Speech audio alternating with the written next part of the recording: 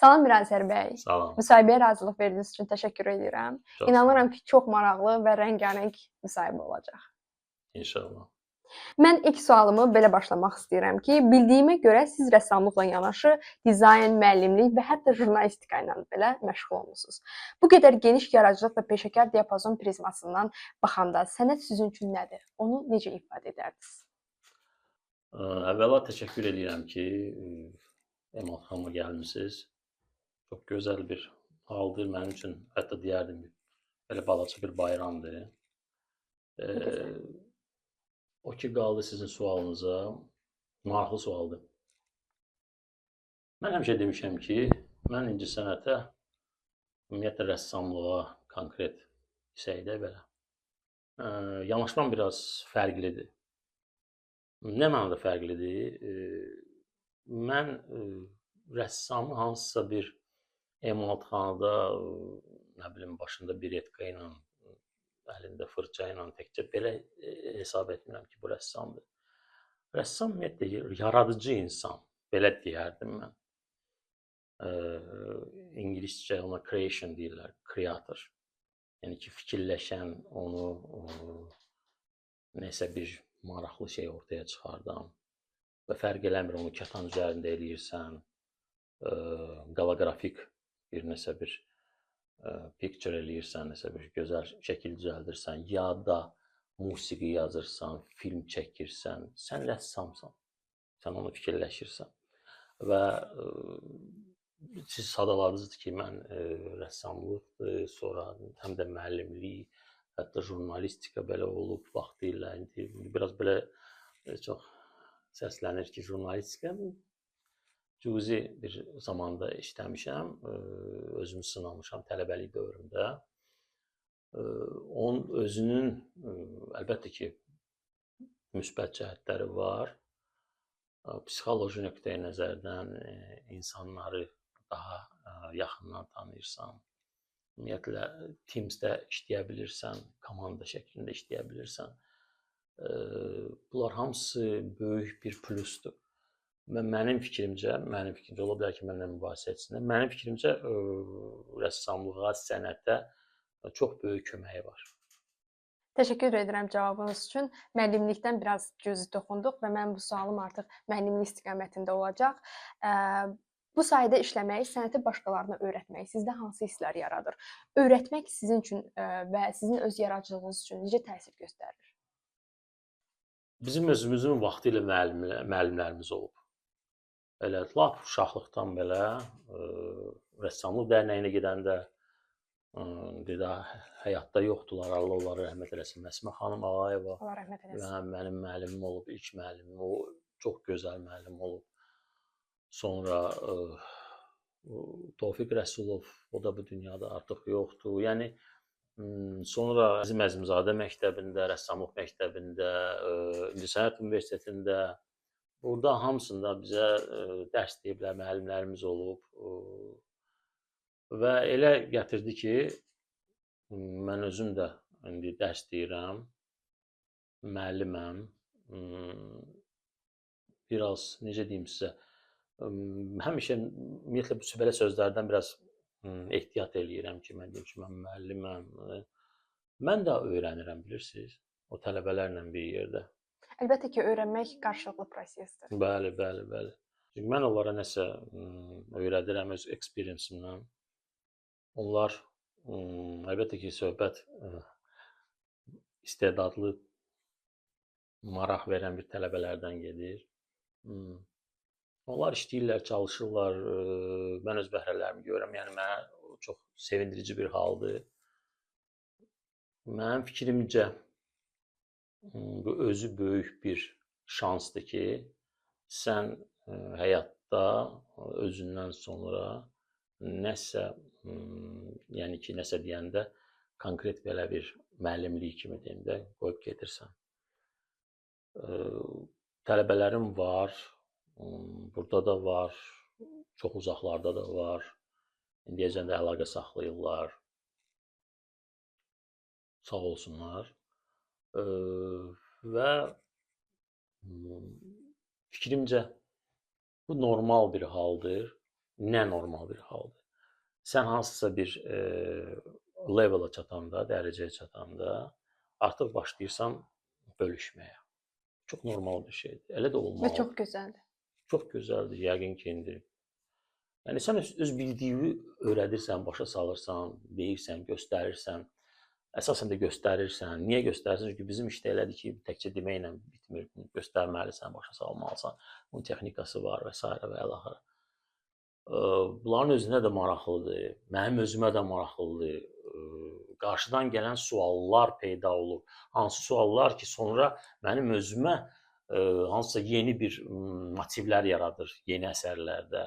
İnanın ki, çox maraqlı bir prosesdir. Çətin prosesdir, amma maraqlıdır. Və görəndə ki, sənin tələbən irəli gedir, nəsə əldə eləyir, mən çox sevinirəm. Çox sevinirəm. Çünki mən özüm də vaxtilə öz müəllimimlə sərgidə bir divarda yanaşı asılmışam. Yəni belə deyək də, işlərimiz asılıb, sərgilənib. İndi də mənim tələbəmin, mənim əsərimin yanında işi sərgilənəndə mənə çox belə sevinirəm mən. Çox superdir. Bu yaradıcılığınızı və öyrəndiklərinizi paylaşmaq yolunda sizə uğurlar arzu edirəm. Çox sağ olun. Yolunuz işıqlı olsun. Sizlə işləyən gənclər də hər halda bu fəxrli hissləri sizlə paylaşır yəqin ki. Əlbəttə, əlbəttə. Növbəti sualıma keçmək istəyirəm. Sizin üslubunuz əsasən pointillizmdir. Siz özünüz nə qədər buna deməsəz də, bir sənətşünas, bir incəsənət araşdırmaçısı üçün bu bir qədər bu sahəyə yaxındır.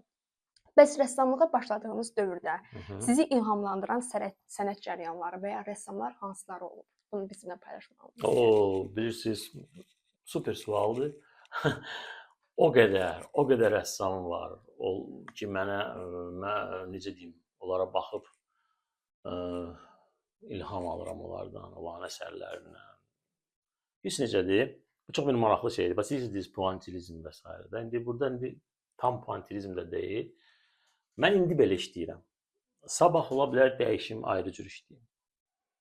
Nəsə cərəyan dəyişsin, stilim dəyişsin. Normal bir şeydir. Həmişə elə də olur. İndi mənə elə ad qoyurlar, deyir pointillizmdir.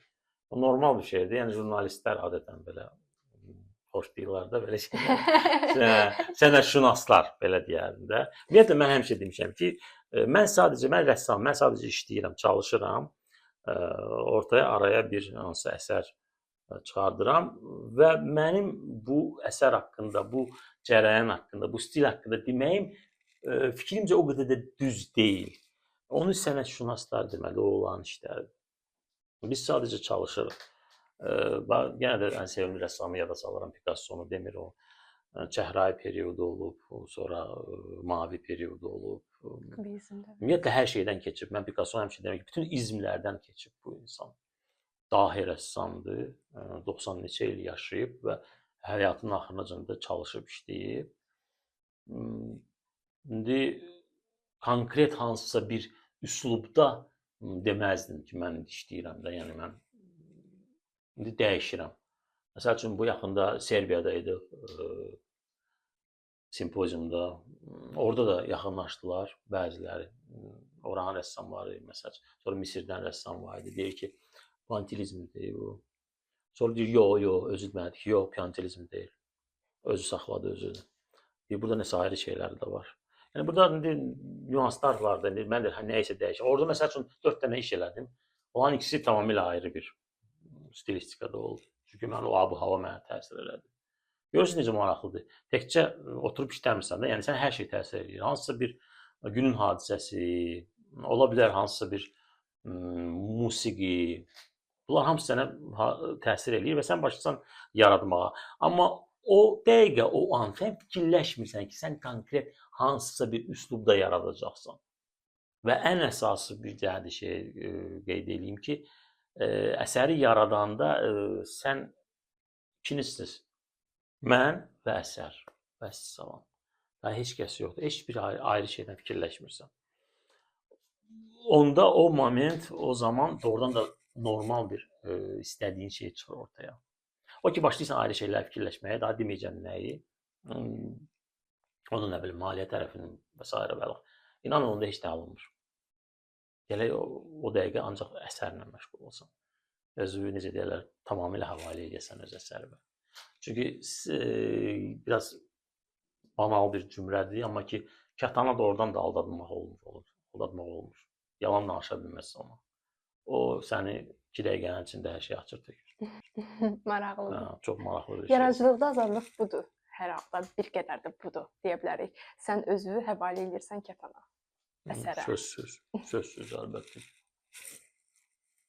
Yaradıcılığınızdan danışmışkən, yaradıcılıqda eyni zamanda müasirlik və yeniliyə can atmaqla yanaşı ənənəvi motivlər də yer alır. Bu iki qütbü, yəni yeniliyi və ənənəvi motivləri necə uzlaşdırırsınız? Sizin üçün müasir sənətdə ənənənin rolu və əhəmiyyəti nədən ibarətdir? Deyəndə ki, sən müasir rəssamsan, yoxsa klassik üslubda işləyən rəssamsan, çox maraqlı sualdır və heç vaxt heç kim o suala cavab verə bilmir. Çünki əgər mən indiki dövrdə yaradıram, işləyirəmsə, onda mən müasir rəssamam da, elə çıxır, düzdür. Amma ki, deyil ki, sən hansı bir klassik bir stildə işləyirsən, onda sən müasir deyilsən. Yəni çox maraqlı bir şeylər, aspektlər var. Bu haqda ümumiyyətlə həmişə deyirəm, düşünmək lazımdır hələ. Yenə də deyirəm, bizə yox, sənətşünaslara. Biz sadəcə işləyirik, çalışırıq. O ki qaldı ənənə, traditional öz köklərimi ondan qaça bilmərik axı biz. Biz necə qaça bilərik? Biz türkük. Biz ondan heç vaxt mən hansı bir dildə danışsam da, hansı bir ölkədə yaşasam da, nəsə eləsəm də, mən həmişə deyirəm, biz Avropa akademik məktəbi keçmişik də, düzdür. Yəni insan insana oxşamalıdır, alma almaya oxşamalıdır, gün batanda maraqlı əksi düşməlidir. Yəni bunların hamısını öyrənmişik. Amma sonra başlayanda işləməyə, bizdə içəridən nəsə o çıxır. Rəng duyumu ilə deyim, nə ilə deyim, sən artıq başlayırsan tamamilə ayrı cür nəsə ortaya bir şey çıxarmağa. Rənglərlə, formalarla, bayaq siz qeyd elədiyiniz kimi hansısa bir işarələrlə. O bilirsiniz, fikirləşmirsən nə onu? Yəni o avtomatik olaraq gəlir. Yəni belə şey çıxmasın biraz belə. Amma işləyirsən o özünə gəlir. Və o işi götürüb aparanda hansısa bir ayrı yerə, məsəl üçün sərgiləyəndə demir məsəl üçün konkret Azərbaycan deyim ya da şərq, ümumiyyətlə şərq deyir. Deyir, deyəsən şərq rəssam, ya hardasa İspan, Meksikan rəssam. Bizim ruhumuz oxşardı biraz. Yəni belə rəng duyumumuz. Yəni məsəl üçün əgər bizi müqayisə eləsən Şimali Avropa rəssamları ilə də məsəl üçün müqayisə eləsəz, biraz fərqlilik var. O istər-istəməz içəridən çıxan bir şeydir. Bu normal bir şeydir. Yəni ondan qaçmaq olmaz. Əksinə onu istifadə eləmək lazımdır. Özü düzgün. Düzgün istifadə eləmək üçün isə sənin, mənim fikrimcə yəni deyirəm, sənin təhsilin olmalıdır. Təhsilin olmasa da belə kiminsə yanında işləyib görməlisən, bəhrələnməlisən və mütləq zaman. Burada belə şəhərli çubuqla belə elədin, iş yarandı, olmur. Zəhmət, təcrübə, gecələr, gündüzlər işləyirsən, çalışırsan. Adicə gedirsən, məsəl üçün mən yolla gedirəm, yenə deyirəm, yanmışam, işıqfor yanır, sönür, saxlamışam maşını. Artıq orada fikirlər gəlir ki, mən emalatxanaya gedim, bunu belə eləyəcəm, bunu belə eləyəcəm. Hətta biri gözü yadda qalmır, telefonu çıxardıb özümə deyirəm, yazıram onu diktafona ki, sonra gedim onu yandırım, yadıma salım. İnsan da 1000 dənə şey olur gündə. Ona görə bax belə bir maraqlı bir şey olur. Belə başa düşdüm ki, siz ümumiyyətlə bir kətanın arxasına keçəndə hər hansı bir sərhəd qoymursunuz özünüzə. Yox. Sərhəd qoymuram özümə, amma sərhəd var. Sərhəd yəni çərçivə. Çərçivəsiz olmur. Mən onu həmişə demişəm. Mümkün deyil. Sən həmişə, məsəl üçün, bir çərçivədən çıxırsan, orada o biri çərçivə gözləyirsən. O biri çərçivədən çıxırsan, üçüncü çərçivə gözləyirsən. Sən hər zaman çərçivələrlə rastlaşırsan. İndi baxır sən o çərçivələri necə onu istifadə edirsən, Ola bilər hardansa sındırırsan o çərçivəni. Amma yenə də yadından çıxarmamalısan ki, sən sındırdın o çərçivəni bir tərəfdə, bir bucaqdan. O biri tərəfdə səni ayrı çərçivə gözləyir. Çərçivəsiz mümkün deyil.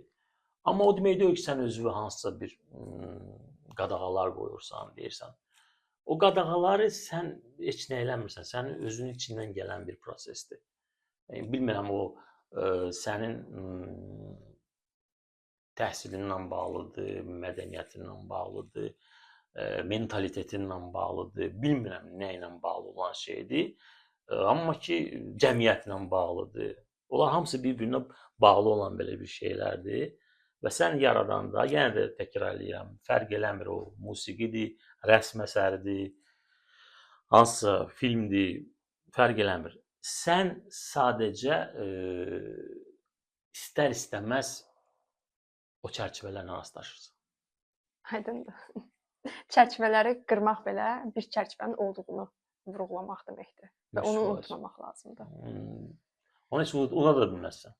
Çünki həyatı bu çərçivədəyik. Ətraflı cavab idi. Təşəkkür edirəm bunun üçün və mən sonda son suala keçmək istəyirəm. Bu bir qədər ümumi sualdır, ancaq mənim hər bir rəssamın bu suala yanaşması, fərqli bir cavabı mənə çox maraqlıdır. Və sonda sənət üçündür, yoxsa insan üçündür? Yaxşı, keçək. Sənət, bax, deyim sizə. Biz gedirik, elə Azərbaycanın özündə ya kənara çıxırıq, gedirik muzeylərə, hansısa bir qalereyalara, ola bilər açıq havada, biz sənət əsərinə baxırıq, biz ondan zövq alırıq. Biz, yəni kim? İnsanlar, cəmiyyət. Və sənəti kim yaradıb? Cəmiyyətin bir üzvü. İndi mən oturum burada deyim ki, yox, mən ancaq özüm üçün yaradıram, mən yalan danışaram. Elə deyil. Mən özüm üçün yaradmıram. Mən hamı üçün yaradıram. Çünki mən özüm üçün necə yarada bilərəm? Və təsəvvür edirsiniz, musiqi yaranıb, heç nə lazımdır. Bir dənə musiqi yaranıb, elə saxlayır o musiqinin özündə, heç kimə göstərmir, heç yanda oxudmur, heç yanda getmir, heç bir radio dalğaları siz onu eşitmirsiniz. Elə musiqi qalır o bəstəkarın otağında, öz evində, heç kimi də çıxarmır. Sonra sənət əlbəttə ki, insanlar üçün. O zaman mənası artır yəqin. Biz elə onlar üçün, yəni biz necədir? Burada çox belə bağlı olan bir şeydir. Mən əlbəttə ki, özüm üçün işləyirəm, amma öz prizmamdan insanlara çatdırıram onu. 10 nəfərdən 5-i deyir, okey, xoşuna gəlir. Ola bilər 5-i xoşuna gəlmir. Normal bir şeydir. Amma o demək deyil ki, mən onu işləyib gizlədirəm, heç vaxt da göstərmirəm. Yox, belə şey yoxdur. Mən əksinə istəyirəm ki, onu görsünlər. Görsünlər, zövq alsınlar. Bu, biz necədir? Hər insanın bir hansısa bir, necə deyim sizə, missiyası var da. Sənətkarın da, indi belə bərk səslənməsin belə, hansısa bir missiyası var ki, biz nəsə yaradırıq və insanlar onu görüb, ondan zövq almalıdırlar. Onlar zövq alanda mən də o zövq alıram. Ki, mən elətdiyim kiməsə nəsə təsir elədi. İndi başınızı ağrıtmaq istəmirəm, qısaca bir söz deyim. Məsələn, qrafik dizaynda da belə, mən həm də plakatçı rəssam kimiyəm. Bayaq indi istəyirəm o da qeyd edeyim ki, Azərbaycanda çox bir plakatların müəllifiyəm. Təkcə Azərbaycanda yox, dünyada da. Plakat konkret insanlarla bağlıdır. Və insanların fikrini hardasa dəyişən bir şeydir. Siz təsəvvür edin ki, plakat ya poster, o işlənilir və qalır emalatxanada. Məsələn, onu heç kəs görmür. Onun mahiyyəti də itir. Mənasızlaşır. Heç nə də təsəvvür edin ki, Mozart yazıb o simfoniyanı və o simfoniya belə qalıb orada hardasa, sonra da itib batıb, yandırılıb, nə olub? Vəssalam. Eşidirsiniz, hərdən deyirlər, kiminsə hansısa bəstəkarın hansısa bir notları tapılıb, təzədən onu çıxardırlar, onun orkestrovkasını qoyurlar, musiqini təzədən yaradırlar. Görürsünüz necə maraqlıdır. Deməli, insan istəyir də ona qulaq assın. Mən həmişə musiqi ilə müqayisə elədirəm. Çünki özümü musiqisiz təsəvvür eləmirəm. Normal bir şeydir. Mənə elə gəlir, hər bir rəssam belə düşünür. Yenə də qayıdıram sizin sualınıza ki, Əlbəttə ki, 100% adam gərək səmimi olsun, rəssam gərək səmimi olsun. Niyə yalan danışmaq? Biz insanlar üçün çalışırıq, cəmiyyət üçün çalışırıq. Normal bir şeydir. Necə ki, musiqiçilər, film çəkənlər, yazıçılar və s. və s. və s. və s. Özümüz üçün nəsə cızma qara gizlədib saxlamırıq gözümüzdə. Biz onu göstərməliyik, sərgiləməliyik. İndi maşallah şükürlər olsun, sosial şəbəkələr var, paylaşmaq necə rahat olub. Təsəvvürünüzə gətirin 20 il, 30 il bundan qabaq necə narahat idi bu proses. Kiməsə kataloq çatdırmaq, kiməsə nəsə göndərmək biz zülm idi ki. İndi bir dənə atdın Instagrama 10.000 adam baxdı. Cavablar üçün təşəkkür edirəm və siz bildirdiniz ki, sənət cəmiyyət üçündür və biz cəmiyyət üçün çalışırıq. Mən təşəkkür edirəm öz adımdan ki, bu yaradıcılığınız üçün, bu gözəlliklərə bizi məruz qoyduğunuz üçün deyərdik. Təşəkkür edirəm incəsənəti, necə deyirlər, çiyinlərinizdə daşıdığınız və ucaltdığınız üçün. Sağ olun, çox sağ olun. Çox maraqlı bir müsahibə oldu. Təşəkkürlər. Sağ olun.